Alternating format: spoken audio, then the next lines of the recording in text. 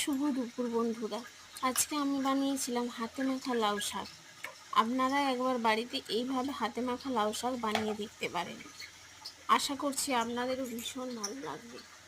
তো প্রথমে আমি লাউ শাকটা কেটে ধুয়ে পরিষ্কার করে নিয়েছিলাম। তার সাথে দিয়েছিলাম একটা বড় সাইজের আলু আর একটা বড় সাইজের পেঁয়াজ, আর দিলাম দুমুঠো মুসুরির ডাল। সব কিছু ভালো করে একসাথে ধুয়ে মেখে পরিষ্কার করে নিয়েছি। আর এখানে দিয়ে দিচ্ছি স্বাদ অনুযায়ী লবণ, হলুদ আর কাঁচা সর্ষের তেল। খুব ভালো করে হাত দিয়ে মেখে নিতে হবে। আর দিয়েছি কয়েকটা চেরা কাঁচা লঙ্কা, কাঁচা সর্ষের তেল।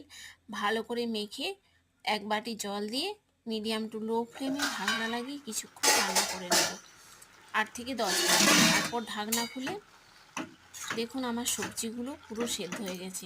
এরপর আরও কিছুটা সর্ষের তেল দিয়ে দেবো উপর থেকে। 1 মিনিট আবার মিডিয়াম টু লো ফ্লেমে ঢাকনা দিয়ে রান্না করে নিলেই তৈরি হয়ে যাবে হাতে মাখা লাউ শাক। আপনারা অবশ্যই বাড়িতে একবার এইভাবে হাতে মাখা লাউ শাক খেয়ে দেখবেন। আশা করছি আপনাদেরও ভালো লাগবে। ভিডিওটি ভালো লেগে থাকলে লাইক, কমেন্ট, শেয়ার করে সাবস্ক্রাইব করে পাশে থাকার অনুরোধ রইল।